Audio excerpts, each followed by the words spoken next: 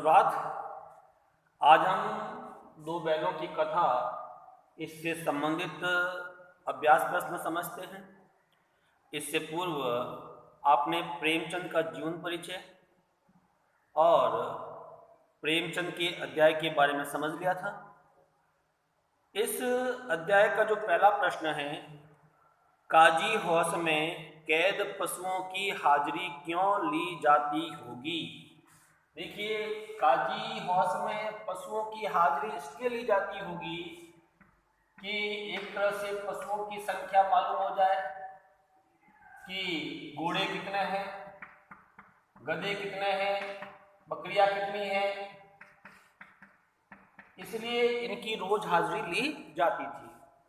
दूसरी बात, एक तरह से ये पशुओं की जेल थी, ये पशुओं की जेल थी। इस काजी हौस में आवारा पशुओं को रखा जाता था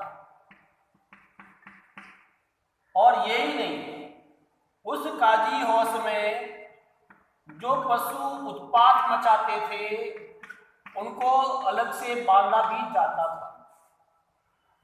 और अगर किसी पशु, मान लो किसी का पशु पकड़ा जाता है खेत में चरते समय, तो उसको काजी हौस में डालने के बाद जब उसका मालिक आता है लेने के लिए, तो उससे जुर्माना वसूल कर उस पशु को उसे सौंप दिया जाता था।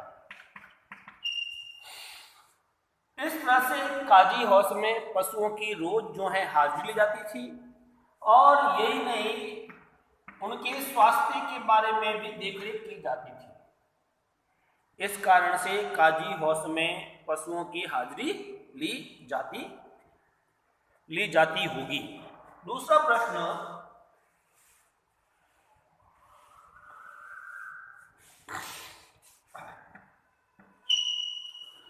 प्रश्न, छोटी बच्ची को बैलों के प्रति प्रेम क्यों उमड़ आया। देखिए, छोटी बच्ची का बैलों के प्रति प्रेम क्यों उमड़ आया, सीधा कारण था, छोटी बच्ची किसकी थी, भैरों की थी, और उस बच्ची की मां मर गई थी। उस बच्ची की मां जो है मर गई थी। सौतेली मां उसके साथ अच्छा व्यवहार नहीं करती थी। सौतेली मां उस बच्ची को मारती थी और यही स्थिति हीरा और मोती की थी। हीरा और मोती की थी, जिनके साथ सौतेला व्यवहार गया कर रहा था। यह दृश्य देखकर उस बालिका ने सोचा कि हम दोनों की स्थिति एक जैसी है, तो उस छोटी बच्ची का बैलों के प्रति जो है प्यार उमड़ आया। तो इस अन्याय के खिलाफ जाकर उस छोटी बच्ची का बैलों के प्रति जो है प्रेम उमड़ आया। तीसरा प्रश्न,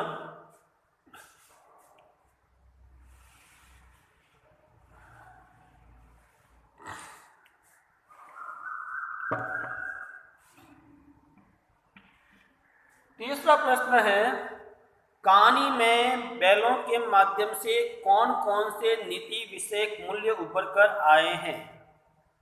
नंबर 1, नीति विषय एकता में ही शक्ति है, एकता में ही शक्ति है। हीरा मोती हमेशा अपनी एकता का परिचय देते थे और सहनशील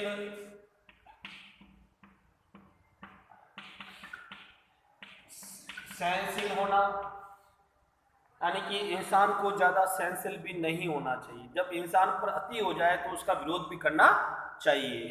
और सच्ची मित्रता इसमें बताई गई है। इन दोनों में गहरी मित्रता थी, परोपकार की भावना थी, जैसा इस बच्ची के प्रति भी उन बैलों में परोपकार की भावना थी। और संघर्षी जीवन, हीरा मोती जो है संघर्ष करते हुए गया के यहाँ से निकलते हैं और संघर्ष करते हुए वापस काजी हौस से भी निकलते हैं और अपने मालिक तक पहुंच जाते हैं। इस तरह से बहुत सारे जो हैं चीज़ें जो हैं। दूसरी है, मनुष्य को हमेशा अपने स्वाधीन रहना चाहिए, अर्थात किसी को बंधक बनाकर नहीं रखना चाहिए, क्योंकि ये कहानी जो है आज़ादी के आंदोलन से जुड़ी हुई है। तो ऐसी बहुत सारी बातें हैं जो नीति विषय हैं वो हमारे सामने आए हैं, और इंसानों को अपने अधिकारों के लिए भी संघर्ष करना चाहिए। फिर है चौथा प्रश्न,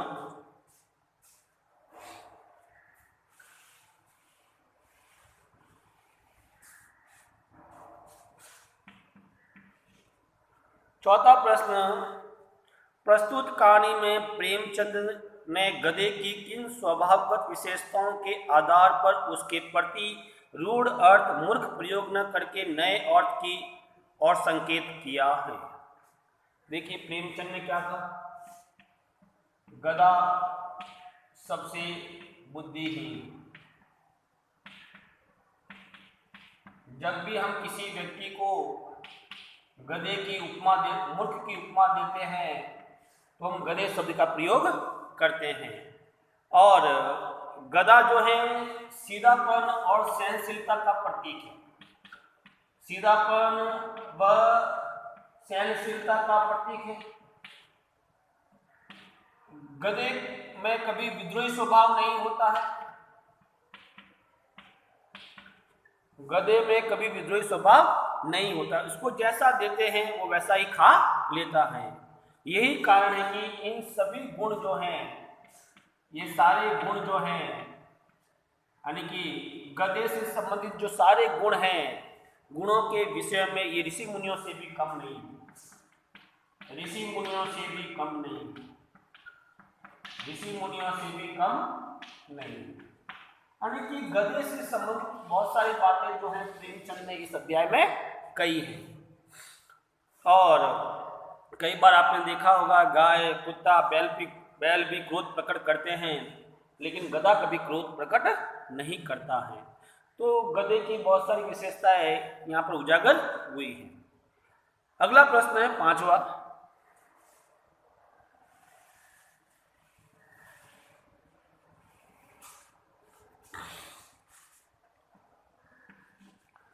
प्रश्न है, किन घटनाओं से पता चलता है कि हीरा मोती में गहरी दोस्ती थी? ठीक है, पहली घटना सबसे बड़ी बात थी। पहली घटना में हम कह सकते हैं कि जब गया उन दोनों बैलों को ले जा रहा था, या इससे पूर्व की मैं बात करूं, जब ये दोनों जूरी के यहाँ काम करते थे तो हर कोई चाहता था कि अधिक से अधिक भार मेरे ऊपर आ जाए। जब ये वहाँ जूरी के यहाँ काम करते थे, हर कोई चाहता था कि मेरे ऊपर अधिक से अधिक भार है। दूसरी घटना, जब गया उनको ले जा रहा था और ले जाके उनको खेत में ले गया, और खेत में ले जाने के बाद जब हीरा मोती ने पैर नहीं उठाया, तब गया द्वारा जो है हीरा पर डंडे बरसाए गए। मोती को सहन नहीं हुआ, उसको हीरा का कष्ट देखा नहीं गया, वह रस्सी जुआ सब लेकर भाग गया। तीसरी घटना है मटर के खेत वाली। दोनों जो है मटर के खेत में गए, वहाँ पर आराम से मटर वगैरह खाई। इसके बाद दोनों बाहर आए और सामने से सांड आ रहा था, तो इन सांड का दोनों ने मिलकर आसानी से सामना किया। और चौथी घटना जो थी, वापस जब हम मटर के खेत में गए, और जब मटर के खेत में गए तो मोती जो है मटर के खेत में फंस गया था। हीरा वहां से भागकर नहीं गया, बल्कि उसका साथ दिया। पांचवी घटना जो थी काजी हाउस वाली घटना थी। जब काजी हाउस में बैलों को डाल दिया गया। हीरा ने प्रयास किया दीवार को तोड़ने का, लेकिन जब काजी औस का चौकीदार आया, हीरा को देखा, बंधक बना लिया।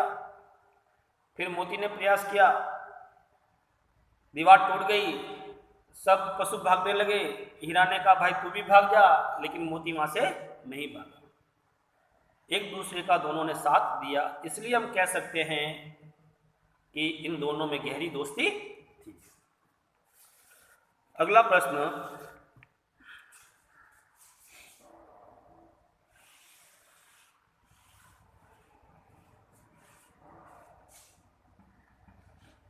छठा प्रश्न,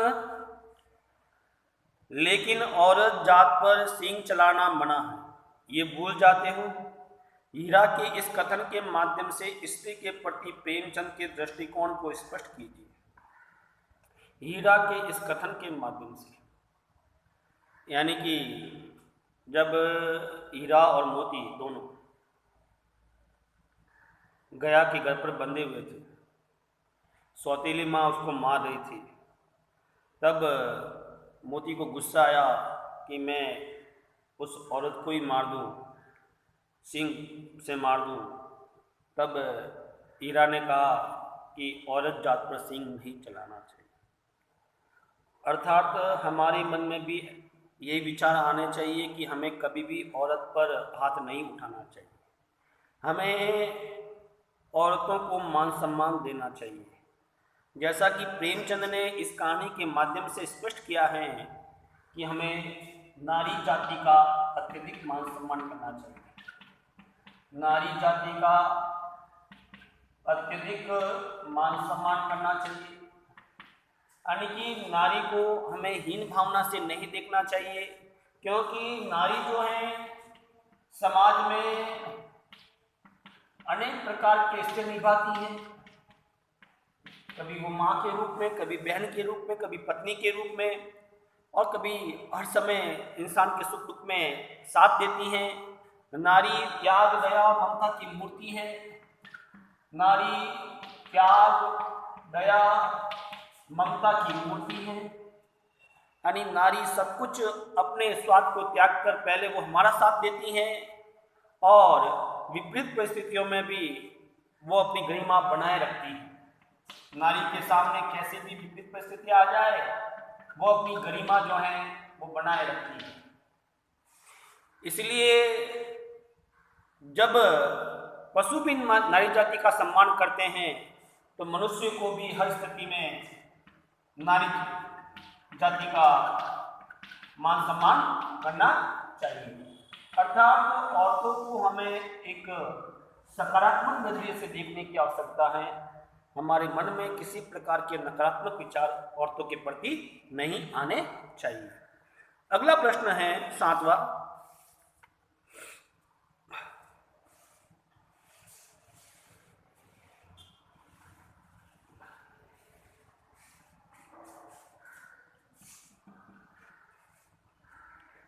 प्रश्न, किसान जीवन वाले समाज में पशु और मनुष्य के आपसी संबंधों को कहानी में किस तरह से व्यक्त किया गया है।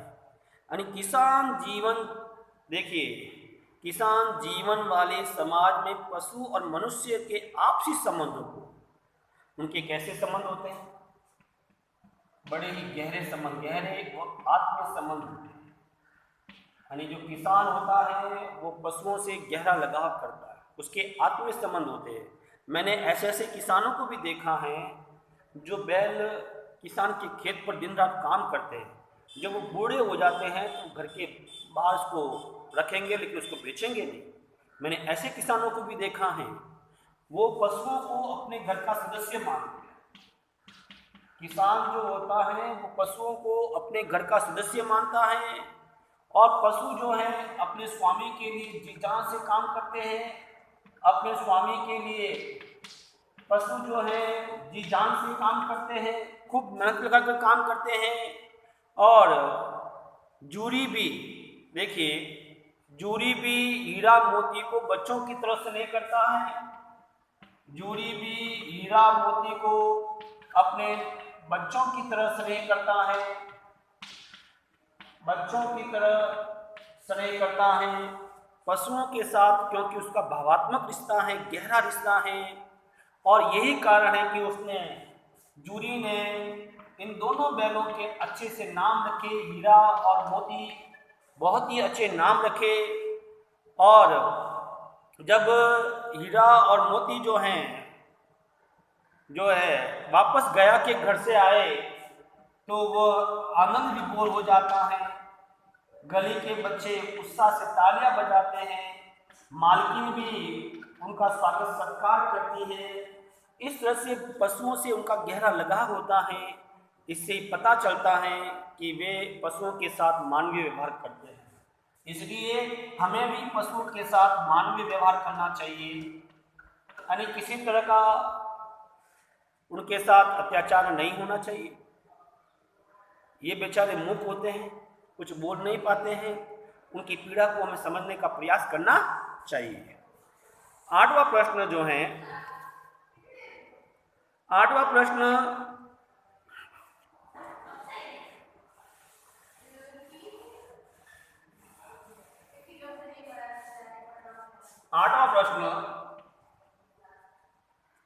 इतना तो हो ही गया कि 9-10 प्राणियों की जान बच गई, वे सब आशीर्वाद देंगे। मोती के इस कथन के आलोक में उसकी विशेषता बताइए, यानी कि मोती की विशेषता बतानी है आपको। नंबर 1, मोती उग्र होते हुए भी दयालु था। उग्र होते हुए भी मोती दयालु था, यानी कि ये दोनों जो हैं, कई बार एक बार हीरा भी उग्र हो गया था, लेकिन मोती अधिक उग्र था, फिर भी उसमें दयालु प्रवृत्ति थी। और परोपकार की भावना थी, परोपकार की भावना, दूसरों की सहायता करना, ये दोनों अत्याचार के विरोधी थे, अत्याचार के विरोधी। यानी कि मोती जो है वो अत्याचार का विरोधी भी था, और मोती जो है वो सच्चा मित्र भी था।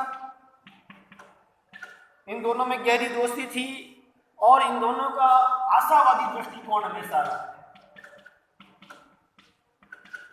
देखिए प्रश्न क्या है हमारा, इतना तो हो ही गया कि 9-10 प्राणियों की जान बच गई, वे सब आशीर्वाद देंगे। मोती के इस कथन में विशेषता बतानी है, यानी उग्र होते हुए भी दयालु था। यानी कि जब कादियोवास में कैद थे, तब वहाँ पर बात चल रही थी कि मोती ने कहा 9-10 प्राणियों की जान बचेगी, तो मोती जो है उग्र होते हुए भी दयालु था। उसने दूसरे पशुओं के प्रति भी दया दिखाई, परोपकार की भावना थी उसके मन में, यानी कि वो दूसरों की सहायता भी करता था। उसने उस दीवार को तोड़ने का भी प्रयास किया। अत्याचार उससे सहन नहीं होता था, क्योंकि सभी पशु भूख और प्यास के मारे उनकी हालत खराब हो रही थी। वह सच्चा मित्र था, वो अपने दोस्त हीरा को छोड़कर नहीं गया। उसके मन में एक आशावादी दृष्टिकोण था कि ईश्वर उनकी जान बचाने अवश्य आएंगे। अगला प्रश्न है 9वां प्रश्न,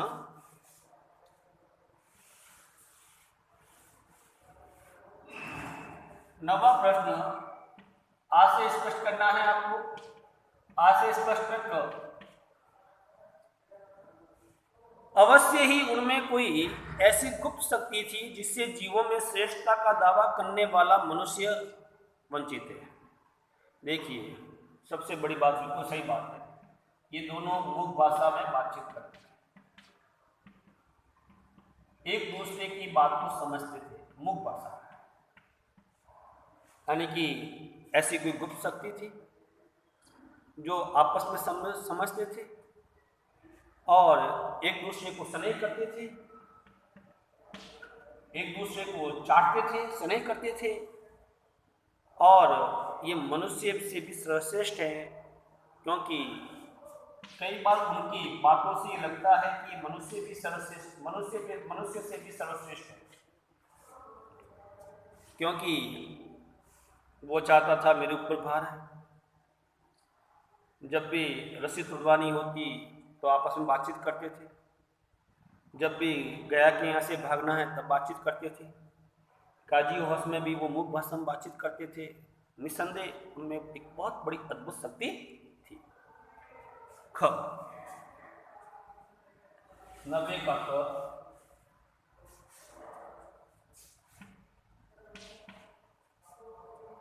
उस एक रोटी से उनकी भूख तो क्या शांत होती है, पर दोनों के हृदय को मानो भोजन मिल गया।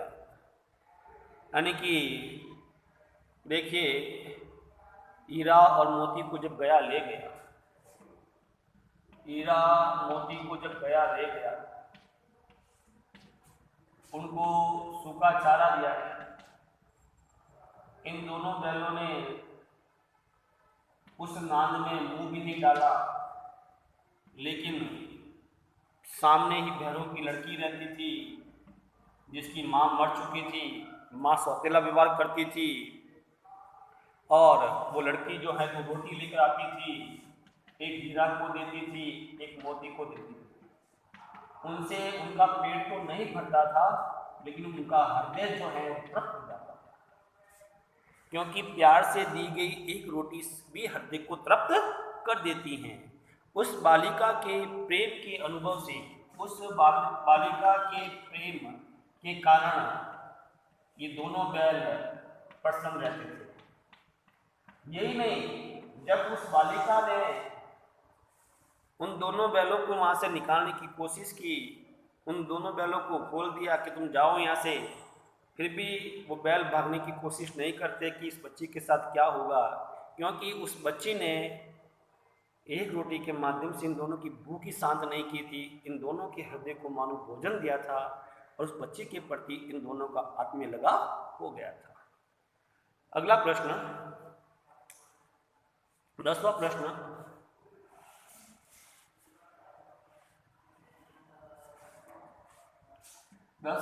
ऑब्जेक्टिव है।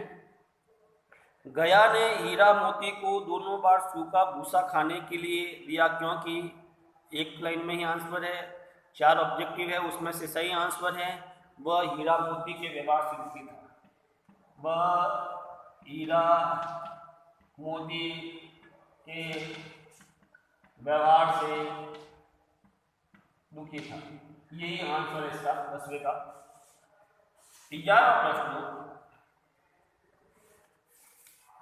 11वां प्रश्न रचना और अभिव्यक्ति से है। हीरा और मोती ने शोषण के खिलाफ आवाज उठाई, लेकिन उसके लिए उन्होंने प्रताड़ना भी सही। हीरा मोती की इस प्रतिक्रिया पर तर्क सहित अपने विचार रखे, क्योंकि हीरा मोती जो है शोषण के विरुद्ध थे। हीरा मोती, ये नहीं करना है आपको, हीरा मोती शोषण के विरुद्ध थे।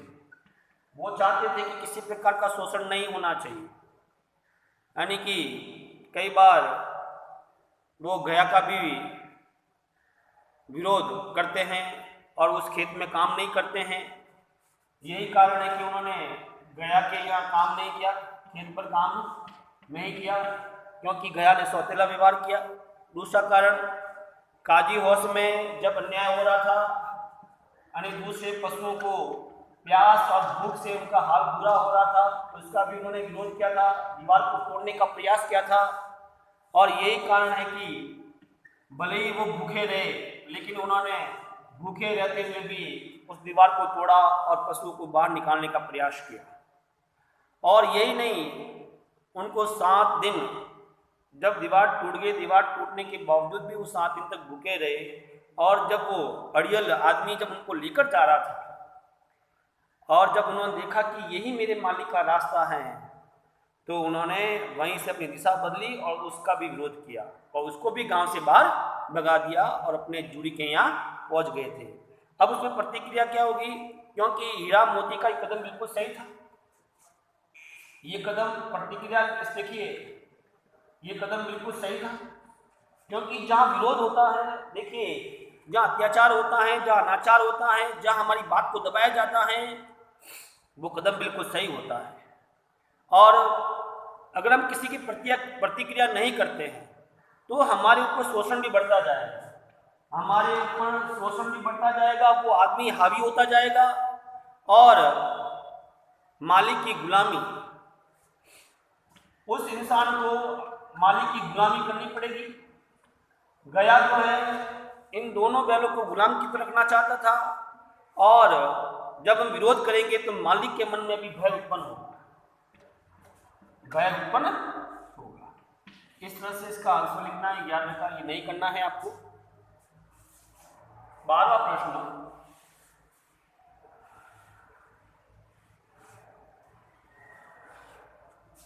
भयंकर गर्मी है। 12वां प्रश्न, क्या आपको लगता है कि ये कहानी आज़ादी की लड़ाई की ओर संकेत करती है? हाँ, बिल्कुल, ये कहानी जो है आज़ादी की लड़ाई की ओर संकेत करती हैं। कैसे करती हैं? देखिए, आज़ादी की लड़ाई की ओर संकेत करती हैं। यस, हाँ, कैसे करती हैं? गया के लिए अपना देश कौन सा था? सॉरी, हीरा मोती के लिए अपना देश कौन सा था? हीरा मोती के लिए अपना देश था जूरी का। पराया देश कौन सा था? गया। तो इन दोनों ने इस पराये देश से स्वतंत्र होने के लिए क्या किया? संघर्ष किया, और संघर्ष करने के बाद जब स्वतंत्र हो गए तो उनको कैदियों द्वारा पकड़े गए। कौन से कैदी? जो खेत के रखवाले थे, और फिर उनको कहाँ डाल दिया गया? काजी हाउस में। काजी हाउस में नहीं, जेल में। तो उस समय हमारे क्रांतिकारी के साथ भी ऐसा ही व्यवहार किया जाता था। वो अपने देश के लिए लड़ते थे, अंग्रेजों का विरोध करते थे। जब वो अंग्रेजों का विरोध करते थे, अंग्रेज उनको जेल में डाल देते थे। इसलिए हम कह सकते हैं कि ये कहानी आज़ादी के आंदोलन से जुड़ी हुई है। 12वां प्रश्न हो गया। इसके बाद 13वां प्रश्न जो है भाषा अध्ययन से संबंधित है। 13वां प्रश्न जो है भाषा अध्ययन से संबंधित है। बस इतना ही काफी है। देखिए, ही, बी, तो, ता, ये सारे निपात हैं। निपात उसे कहते हैं जो वाक्य में बल लगाने का काम करते हैं, निपात से संबंधित हैं। 13वां प्रश्न। 14वां प्रश्न जो है रचना के आधार पर वाक्य भेद, ये आपके पाठ्यक्रम में है। जब मैं ग्रामर समझाऊंगा तो अच्छी तरह से समझाऊंगा आपको उस समय, लेकिन इस संबंधित जो प्रश्न है उसको भी हम देख लेते हैं कि रचना के आधार पर आपको वाक्य भेद बताना है। दीवार का गिरना था कि अधमरे से वे सभी जानवर चेत उठे। कि हमेशा संज्ञा वाक्य में आता है, ये हमेशा ध्यान रखना आपको। संज्ञा वाक्य है जो कि मिश्र वाक्य का भेद है। सहसा एक डडियल आदमी जिसकी आंखें लाल थी और मुद्रा अत्यंत कठोर थी, ये विशेषण यानी क संज्ञा वाक्य, ख जो है विशेषण वाक्य है। ये मैं ग्रामर से संबंधित आपको अलग से समझाऊंगा आपको मैं। तीसरा है मैं बेचूंगा तो बिकेंगे, तो ये क्रिया विशेषण वाक्य होता है। क्रिया विशेषण वाक्य है। और फिर है हीरा ने कहा कि गया के घर से नाक भागे। हीरा ने कहा कि गया के घर से नाहक भागे, तो ये संज्ञा वाक्य है। देखिए, हीरा ने कहा, डैश है, डैश में क्या है? की है, तो ये संज्ञा वाक्य है। 5वां इसमें अगर वो मुझे पकड़ता तो मैं बेमारे नहीं छोड़ता, तो क्रिया विशेषण में आता है। ये क्रिया विशेषण वाक्य है। मैं देखिए थोड़ा सा समझा देता हूँ। रचना के आधार पर जो है वाक्य के 3 तरह के होते हैं। एक सरल वाक्य, एक संयुक्त वाक्य, एक मिश्र वाक्य। मिश्र वाक्य के 3 उपभेद हैं। एक संज्ञा वाक्य, एक विशेषण वाक्य और एक क्रिया विशेषण वाक्य। ये 3 है। तो ये सारे जो है मिश्र वाक्य की है। ये सारे जो है मिश्र वाक्य हैं, लेकिन मिश्र वाक्य पूछा गया है तो मिश्र वाक्य के 3 भेद हैं, संज्ञा, संयुक्त और मिश्र। जब मैं ग्रामर संबंधित जब इस अध्याय को मैं समझाऊंगा उससे संबंधित, तब आपको मैं अच्छी तरह से समझाऊंगा। अगला प्रश्न,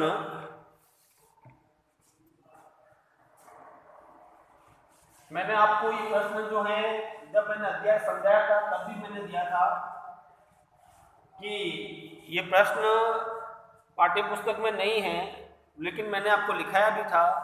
दो बैलों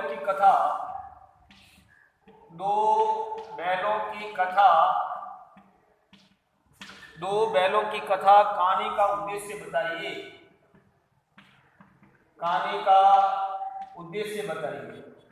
सिर्फ 5-6 बच्चों को छोड़कर मुझे किसी ने इसका आंसर नहीं भेजा है, तो इसका आंसर जो है वो आप नोट कर लीजिए।